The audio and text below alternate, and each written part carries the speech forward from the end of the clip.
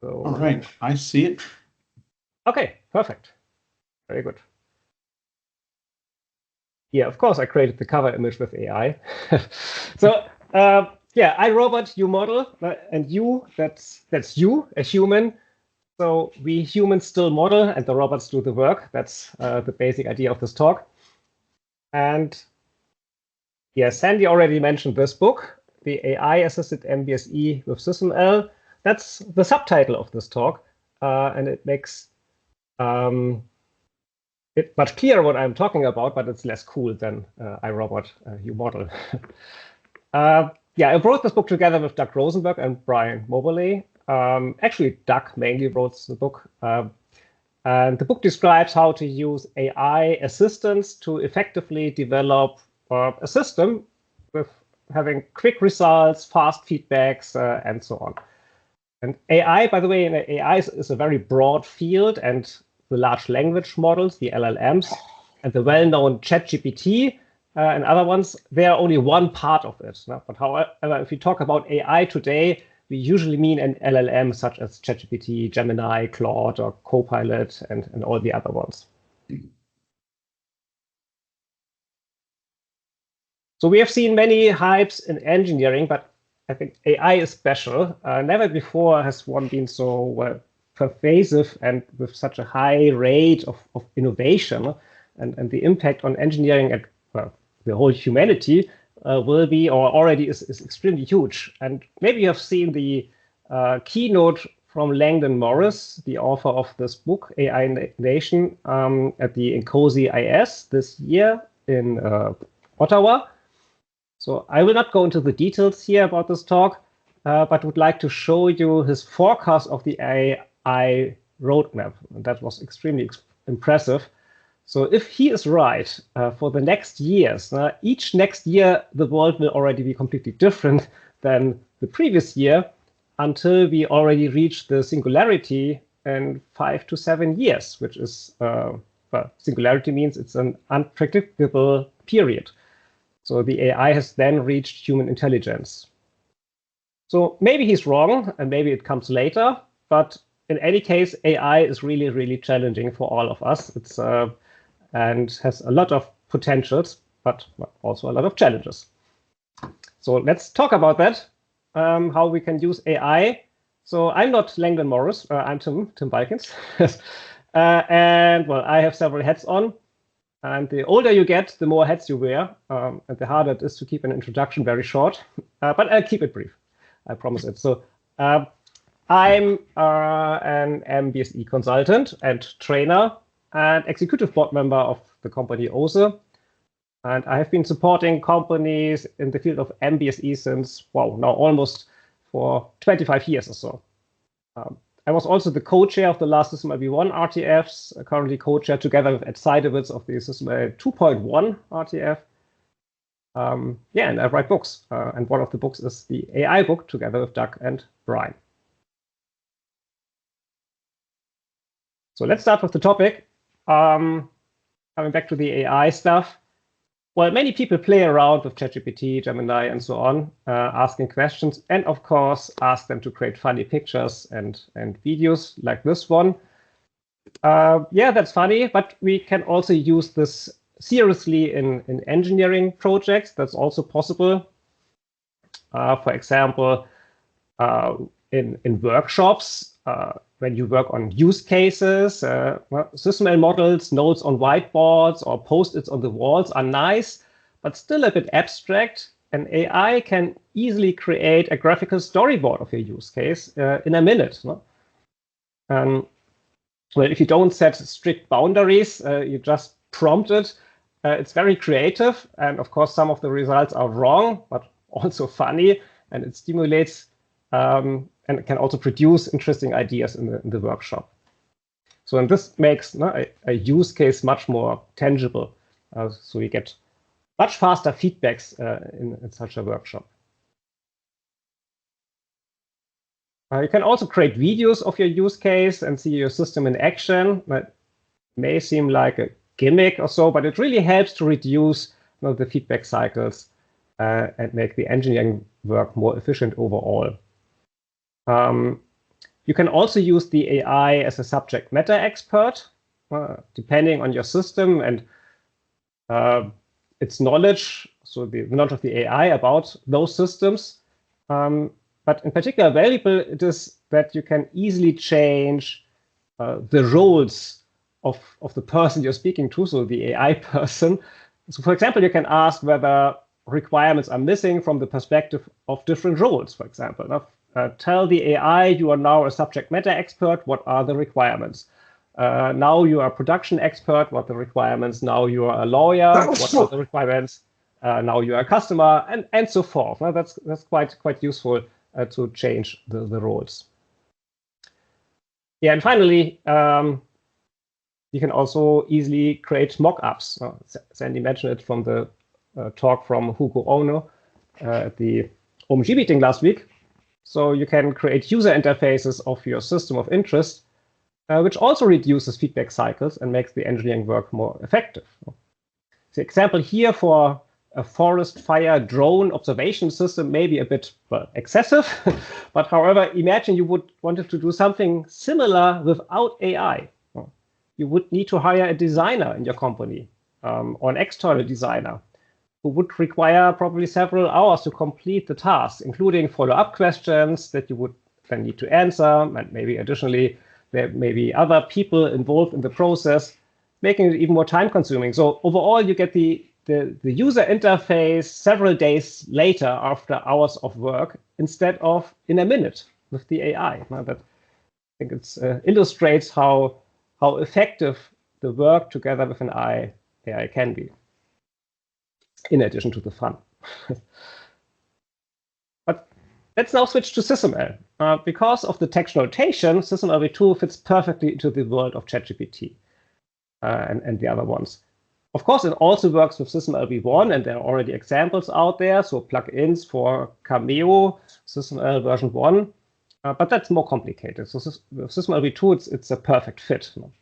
So, well, we can just ask the AI, create a SysML v2 model for our system. Create a SysML v2 model for a forest fire observation drone system. And, well, of course, we get a response. We always get a response from the AI. Typically, the first is, yes, sure, I can do this. And then you get an answer. So here's an example of exactly that prompt. And, well, we get a SysML v2 model in SysML v2 textual notation. But the textual notation is wrong. So the syntax is not correct. You see it here. If you're familiar with SysML v2, you see a value type is not a keyword. Actor def is not part of SysML v2, and so forth. So the syntax is not correct. The content, well, it may be useful. No, these are requirements, value types, actors, and so forth for our system. But syntactically, it's not correct what we see here. We get a lot of stuff here. We get use cases, requirements, and later on the system structure, the background structure, interfaces, and so on. But that's not what we would like to have. So we have a communication problem here. It may be impressive to see the result, but it's actually not very helpful for a real project. So the AI did not understand what you really needed. So, and how could it know? No, we didn't tell it. We just said, create a model for a forest fire detection system. So what we tell the AI is also called the prompts, and we can improve them. We can improve the prompts. This is called prompt engineering. And if you Google for prompt engineering courses, you will find hundreds or even thousands of them. It was a big hype 2 or 3 or 4 years ago.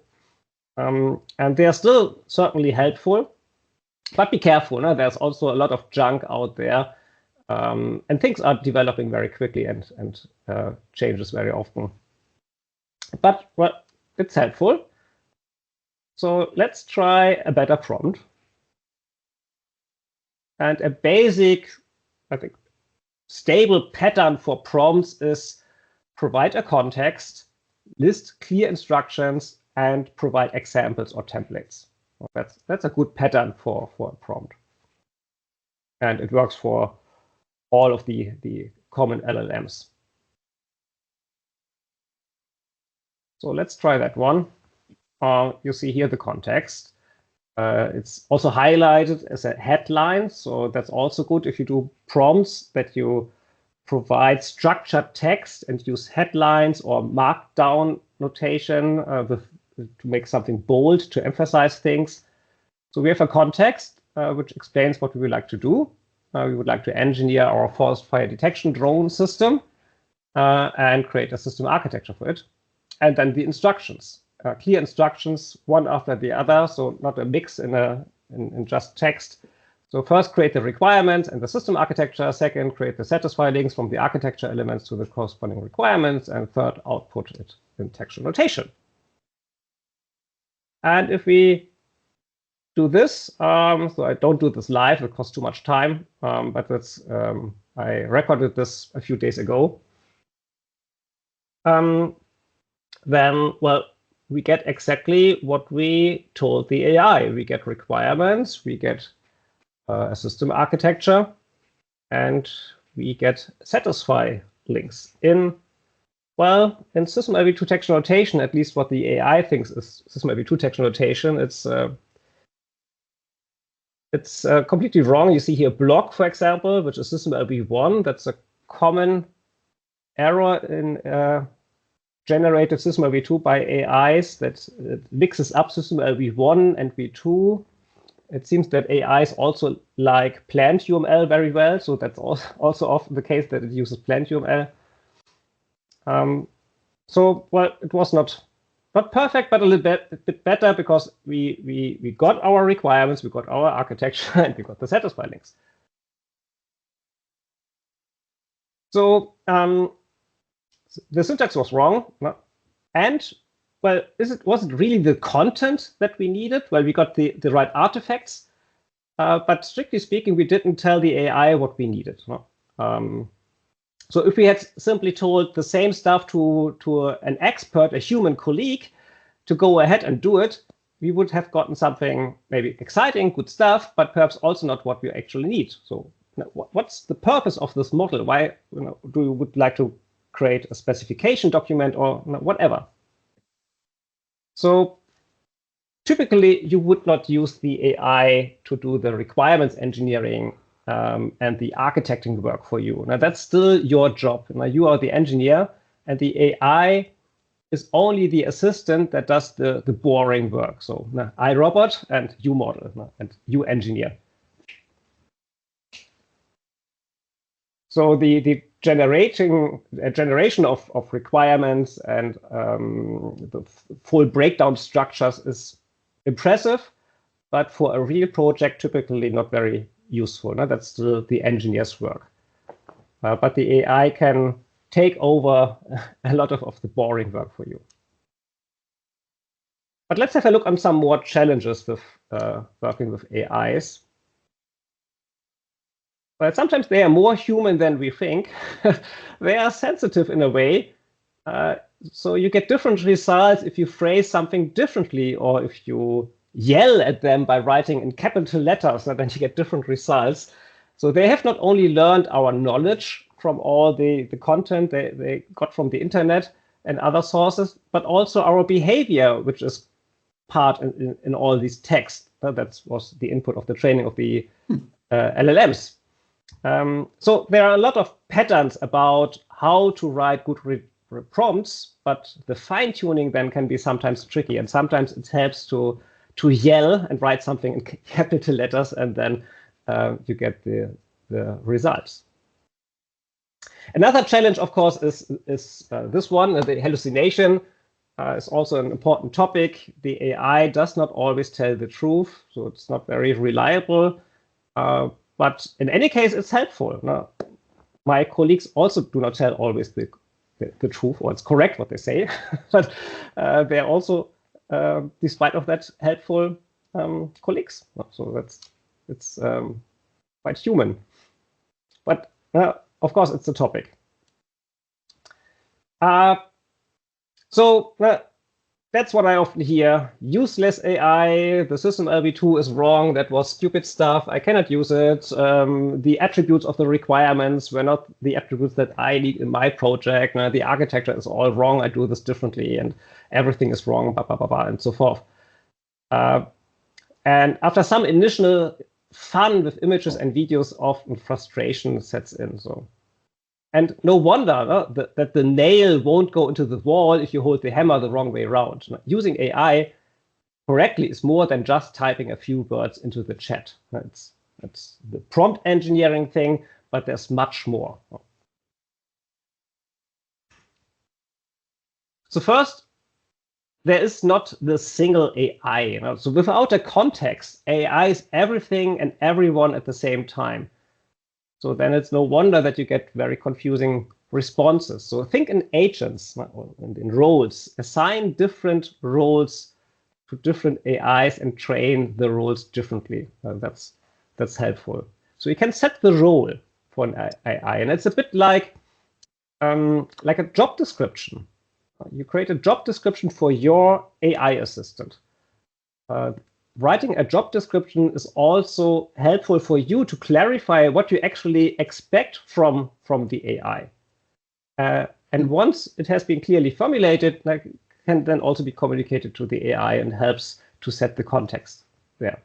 So hiring an AI assistant is a bit similar than hiring a human colleague. Now, you need the job description, and then you can ask questions to the AI, and based on the answers, you have to decide whether he or she, I don't know, is sufficiently qualified, and if it is a no-go, or if the AI has potential to do the job. Maybe it needs some more training. But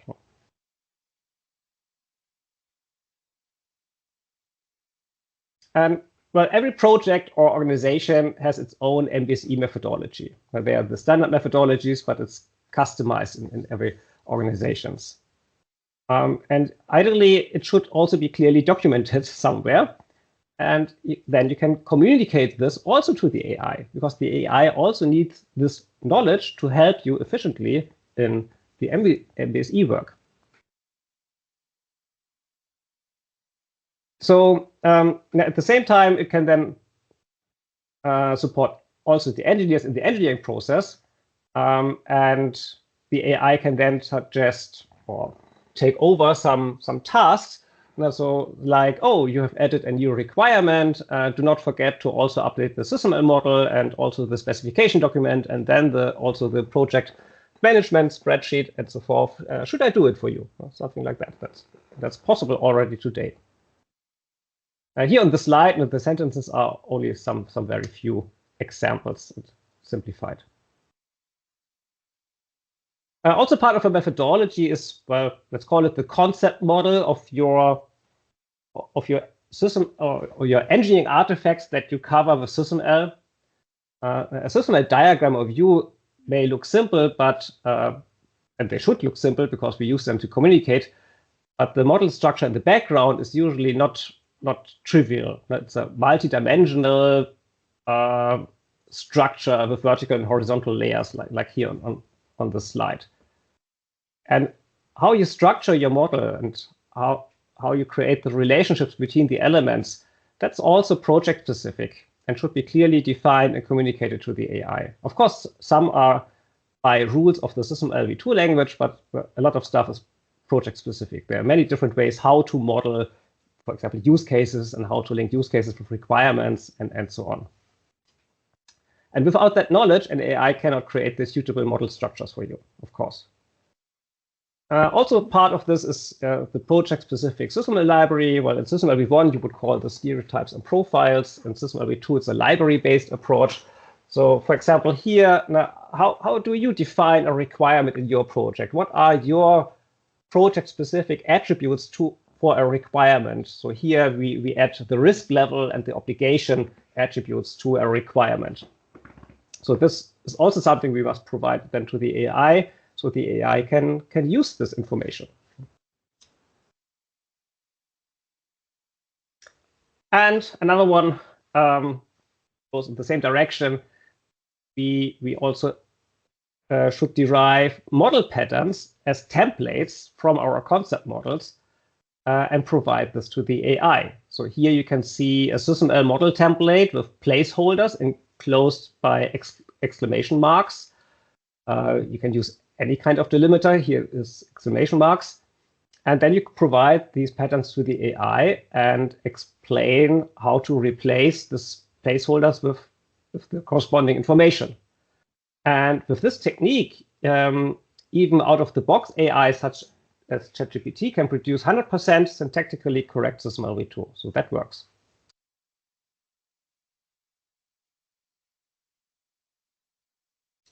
Yeah, but then you get prompts like this one. So a prompt with model patterns and other instructions could look like this. Don't worry if you can't read it because it's too small. That's not important here. But that's a single prompt. It starts with a context at the top and then lists 12 instructions and the model pattern at the end. At the bottom, this is SysML v2 textual notation in this pattern style I showed you before. So with this approach, you can generate 100% correct SysML v2 syntax using ChatGPT or Copilot, Gemini, and so on. I did that already several times in workshops, which I did with customers for real projects, so that works. But well, if you do this, then you have the SysML v2 textual notation in a chat window. But we want it in the SysML tool. And the ChatGPT window does not tell me, oh, that's correct SysML v2. Now, of course, yeah, the AI always says it's correct, but there's no real check. No, it's a chat window, nothing more. Of course, now we can copy it, paste it in the modeling tool, and then we do the syntax check there. But it would be much cooler if it were integrated, especially when an existing model is modified and only parts were added and updated. Then it's really annoying to do this copy-paste stuff, and it gets confusing, you make errors, and then it costs more time.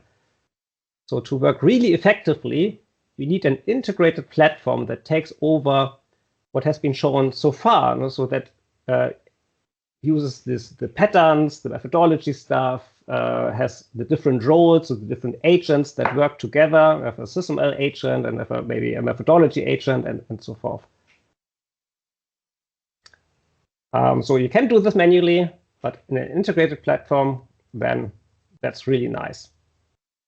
And well, there's one platform, Starforge. It's a good example of this platform from Planetary Utilities. Next presentation will go into more details of Starforge. So here, just a very few brief insights to conclude this talk. So actually, I used this platform the last 2 days in a workshop with customers and doing the similar stuff that I showed you before, and it worked very, very well. So it was really, really impressive. So, well, there are already several agents in the background of Starforge. For example, a SysML agent who knows SysML v2 very well. So that's already trained with the SysML v2 specification and so forth. But a user can now add own instructions, which are, for example, the job description or methodology rules or specific modeling patterns that, for my models, this is how a use case should look like. This is how a requirement should look like, and so forth. So you can add those instructions. It's like configuring the tool. So that's then also part of these background tasks. And as a user, then I can create simple prompts. So this screenshot here looks a little bit cramped, sorry, but I've adjusted the resolution so that it's reasonably readable here on the screen. But it's great with a large monitor. So on the left, you see the chat with the AI. In the middle is a SysML v2 model in textual notation. And it's not a pure text editor. It's actually the SysML tool C side integrated. So this means that syntactic errors are displayed. So here are none. So and you can also see syntax highlighting and other stuff. And on the right, you see the graphical notation in the Tom Sawyer's SysML v2 viewer tool, which is also integrated into the Starforge platform. And in the chat on the left, where you can see that a prompt can now be very simple, like add a new charger to the SysML model. And the agents have learned how to do this task. They create correct SysML v2 model. They know my model structure. They know my methodology. Maybe they also know what a charger in my context is. So they do exactly what I would like to have. And then it's only one sentence, and the AI does the job what usually cost me 1 or 2 hours boring work, and working with several tools. It's really quite nice. So I'm pretty sure that Johannes will show more stuff of that after this talk in 2 minutes. So I'm in time. So iRobot, uModel,